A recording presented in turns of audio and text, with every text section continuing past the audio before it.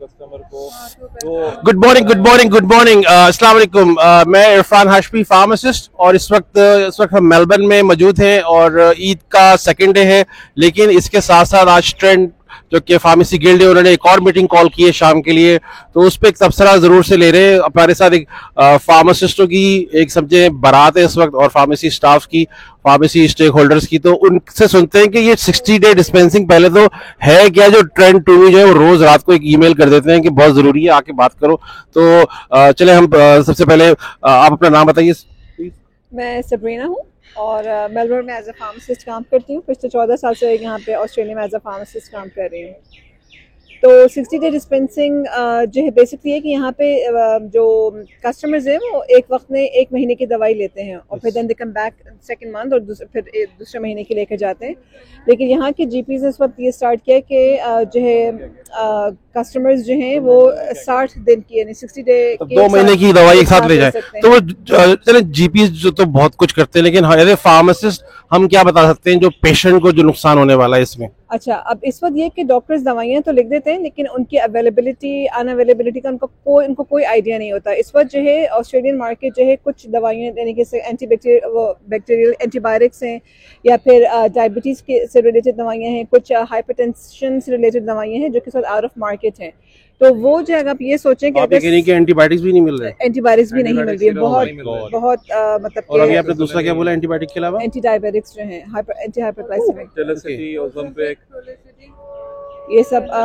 तो गवर्नमेंट ये सोच रही है कि हम वो दवाइयाँ दो बॉक्सेस दे दिया करें एक विजिट के ऊपर। तो मतलब है कि जो पेशेंट केयर है वो तो बिल्कुल खत्म हो जाएगी जब वो महीने में हर दफा हमारे पास आते हैं और अपनी डिस्कशन भी करते हैं, उनको क्लिनिकल इंटरवेंशन भी देते हैं, तो वो विजिट तो हाफ हो जाएगी। इसका मतलब 12 महीने में 12 दफा आने के बजाय वो 6 दफा आएगी, 6 दफा आ होंगे। और आप ये सोचें कि फॉर इंस्टेंस यहाँ पे डिफरेंट ब्रांड्स मिलते हैं। अब एक इंसान जो मुख्तलिफ फार्मेसीज में जा रहा है, मुख्तलिफ ब्रांड्स उसको मिल रहे हैं, तो अब वो एक जगह से एक मेडिकेशन उठाता है, दूसरी जगह से वही मेडिकेशन दूसरे ब्रांड में उठा रहा है। तो जो लेमैन पर्सन है, ये ज़रा बूढ़े लोग हैं, उनको ये अंदाज़ा ही नहीं होगा कि वो एक वक्त में 2 महीने तक वो वही दवाई जो है 2 मुख्तलिफ ब्रांड्स की समझ के खा रहे हैं और उनका फॉर इंस्टेंस हाइपरटेंशन की ले रहे हैं, तो नहीं होगा पेशेंट्स के लिए बहुत बड़ा हैजर्ड है। और अगर उनके घर में 2 बॉक्सेस देखे बच्चों ने, किसी बच्चे ने उठा के खा ली, फिर क्या होगा? ओवरडोज की पॉसिबिलिटी। तो ये बड़ी खतरनाक चीज है। तो ये बाकी कुछ और हम इमरान से सोचते हैं कि वो क्या सोच रहे हैं इस बारे में। 60 डे डिस्पेंसिंग इतना बड़ा, इस वक्त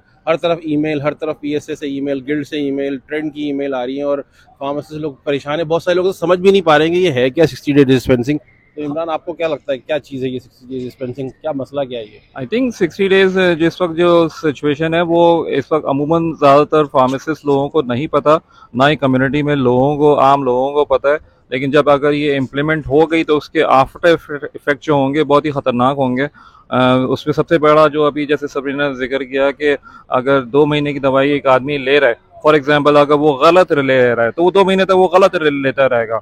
अगर किसी की डोज जो है वो 1 कैप्सूल 2 बार लेनी है, वो 3 कैप्सूल वो 2-3 बार ले रहा है, तो वो पहली बात है वो ओवरडोज करेगा और फिर वो उसके पास अपॉर्चुनिटी मिस हो जाएगी कि वो दोबारा 20 दिन के बाद फार्मेसी से आके अपने रिव्यू कर सकता है या नहीं कर सकता। तो ये सबसे बड़ा एक प्रॉब्लम है। और सेकंड जो मुझे फीलिंग है कि वो ये है कि जैसे कोविड के बाद यहाँ पे बहुत सारी दवाइयाँ शॉर्ट हो गई थी, जो कि इस सिचुएशन के बाद लोग जो होंगे अमूमन जो बड़ी पेशेंट होंगे वो ओवर स्टॉकिंग करेंगे। ओवर स्टॉकिंग की वजह से मार्केट के अंदर अवेलेबिलिटी जो होगी, स्पेशली जो मेजर दवाइयाँ हैं वो ख़त्म हो जाएंगी और फिर वो यही होगा कि जिसके पास दवाई होगी तो वो एक तो अपनी मनपसंद प्राइस पे भी देगा और सेकेंडली फिर वो एक आम आदमी के बाद आम आदमी के यूजेज में एक्सेसिबिलिटी उसकी खत्म हो जाएगी। इमरान ये बताना बहुत जरूरी है कि what is your experience? Come on, I am Imran Hashmi running 2 pharmacies in Melbourne. I'm working in Australia from the last 12 years. Okay. So yeah. So you have broad experience. तो हमारे साथ एक और फैमिली मेंबर खड़े हैं, वो भी फार्मेसी में अपना सारा जिंदगी गुजार चुके हैं, तो उनसे सुनते हैं कि क्या मसला क्या है 60 day dispensing. Hello, I'm Imrana Gufran. I came in Australia since 2011 and I have a working experience as a pharmacy, as a dispense tech 7 years. And I have a lot of experience about the people are getting the medicine since sometimes they want 2 supply, 3 supply. And I have sometimes misquerel and they want... Imran Urdu में बता सकते हैं क्योंकि हमारी audience सारी जो है ना वो उर्दू और उर्दू ज़्यादा समझ में आएगी, क्योंकि अगर हम इंग्लिश में बात करेंगे ना तो वो उनके सर पे से गुजर जा सकता है। Okay.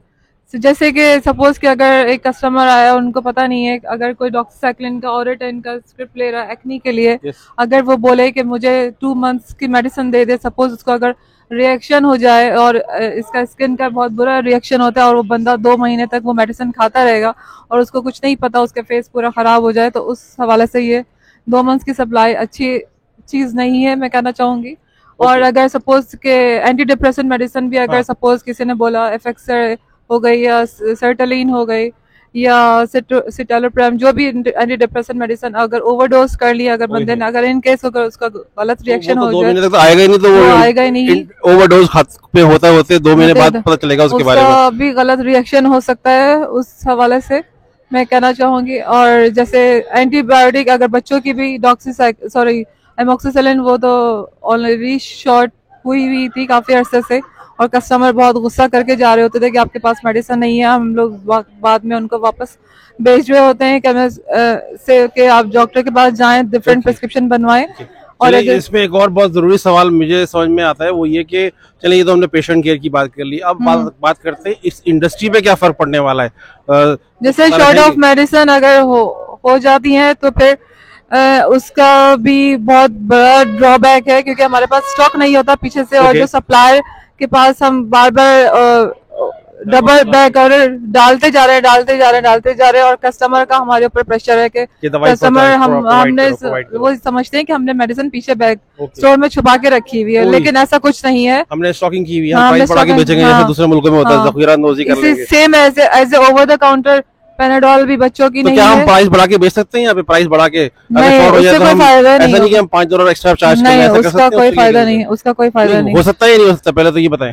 करना चाहे कर सकते हैं, लेकिन इससे कोई अलाउड नहीं है। कुछ फार्मेसी जैसे अगर करना चाहे कर सकती है, लेकिन ऐसा कोई फायदा नहीं होगा। लेकिन उससे कस्टमर हम लूज हो सकते हैं अगर ऐसा अगर हम डबल करेंगे, just in case price double कर दी या थोड़े से $5-6 भी एक्स्ट्रा कर देते तो उससे हम कस्टमर लूज कर सकते हैं। कल मैं डॉक्टरों के साथ बैठा हुआ था, तो वहां जब मैंने डिस्कशन किया तो डॉक्टर्स के पास से पता है जवाब आया, वो कहते हैं तो आप ऐसा करें ना, एक्स्ट्रा पैसे चार्ज किया करें पेशेंट से दवाइयों के। तो मैंने कहा ऐसा आप कर ही नहीं सकते, एक्स्ट्रा पैसा। जैसे कि डॉक्टर्स के पास जब जाते हैं तो वहाँ गैप चार्ज किया जाता है, एक्स्ट्रा जो मेडिकेयर से पैसे आते हैं उससे ऊपर हम एक्स्ट्रा फीस चार्ज करते हैं डॉक्टर्स। वो उन्होंने मुझे सिंपल मशवरा दिया कि आप लोग भी गैप चार्ज करें, तो गैप जो है वो तो हमारी इंडस्ट्री के अंदर है ही नहीं।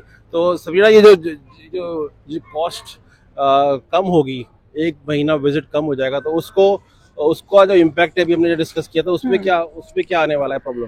तो इसका इम्पैक्ट ये कि ऑब्वियसली जब एक कस्टमर जो साल में 12 दफा आ रहा था, अब वो 6 दफा आएगा, तो उसका मतलब क्या है कि फार्मेसी का जो काम है, वर्कलोड है, वो हाफ हो गया। तो आपने जो 4 एम्प्लॉइज हायर किए हुए थे, अब वो 4 की जगह 2 एम्प्लॉइज आपको हायर करने पड़ेंगे, तो आपको कॉस्ट कटिंग स्टाफ की सूरत में करनी पड़ेगी, विच मीन्स के मोर अनएम्प्लॉयमेंट, और फार्मेसीज का जो प्रॉफिटेबिलिटी है वो भी आप उसको भी इफेक्ट कर रहे हैं। जो जैसे इरफान भाई कह रहे थे कि it is around 20% of your profitability that is gonna go down the drain. तो जो है तो इम्पैक्ट फाइनेंशियल भी है, जॉब लॉस भी होंगी इसके अंदर, अनएम्प्लॉयमेंट जब वैसे ही हमारे पास शॉर्टेज ऑफ फार्मेसी स्टाफ है, वर्कफोर्स के लिए हम रो रहे होते हैं कि यार स्टाफ नहीं है, तो हम खुद ही दरवाजे बंद करने की बात कर रहे हैं। गवर्नमेंट को इस बारे में समझना चाहिए, डिसाइड करना चाहिए।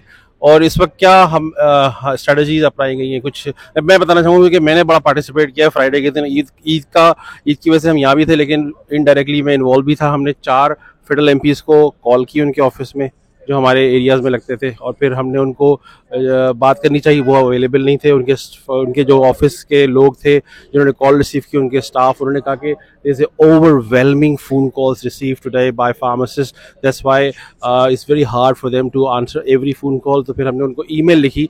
तो सबीना, आप वो इनकरेज के ऐसा करना चाहिए सब फार्मासिस्टों को? हाँ, बिल्कुल करना चाहिए, बिकॉज उनके एमपी जो है होंगे वो एमपी, लेकिन वो as a pharmacist point of view से तो ले मैंने ना, उनको तो अंदाजा नहीं है कि उसका इम्पैक्ट जो है कस्टमर्स पे या फार्मेसीज पे इटसेल्फ क्या पड़ेगा। तो आई गेस कि एक पर्सनलाइज्ड मैसेज जो है वो जाना चाहिए, ताकि उनको ये पता चले कि ये सिर्फ 1-2 फार्मासिस्ट का कंसर्न नहीं है, बल्कि एक पूरी कम्युनिटी है जो कि इन्वॉल्व है और उसके बारे में परेशान है।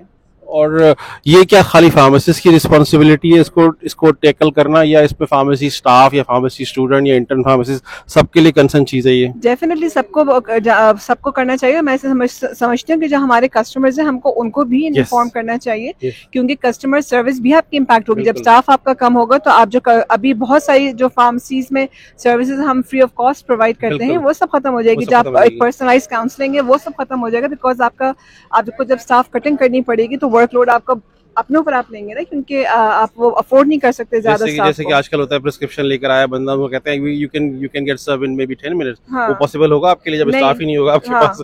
तो वो सब भी बढ़ेगा। बोलेंगे 2 दिन बाद आना या 1 दिन आना, और स्टॉक भी अवेलेबल नहीं होगा तो फिर सबको बोलेंगे कि नेक्स्ट डे आना या दूसरे दिन आना। तो this is gonna be a curse for everyone I think, which gonna be difficult situations. तो गवर्नमेंट को सोचना चाहिए, जो बजट में ये बात रेज की गई है इसको फौरन वापस लें, और होपफुली फार्मासिस्ट जो इकट्ठा हैं, यूनाइट हैं, वो अपनी स्ट्रेटजीज जो कि गिल्ड प्रोवाइड कर रही है या फार्मास्यूटिकल सोसाइटी प्रोवाइड कर रही है उसको कैरी ऑन करें, और जितनी जल्दी हो सकता है गवर्नमेंट इसको वाइंड ऑफ करें, क्योंकि सब परेशान है, फार्मेसी वाले सब परेशान है। बिल्कुल। Okay, thank you very much for talking, it's very nice. Enjoy this beautiful city of Melbourne. यहाँ पे बोट बुक हुई है हमारी, और इसके बाद हम इसको लॉन्च करेंगे अपने सोशल मीडिया प्लेटफॉर्म से, फार्मेसीज पे भी, और अपने जो भी हमारे, ताकि लोगों को अवेयरनेस हो। और इस बारे में अवेयरनेस बहुत ज़रूरी है। अवेयरनेस जितनी होगी तो जो भी फार्मेसिस्ट सुन रहा होगा वो भी हो सकता है दिल करे अपने घर के पास जो MP रहता है उसके ऑफिस चला जाए, लेटर निकाल के उसको दे दे भाई ये बंद कराओ। Okay, take care, bye bye. Thank you.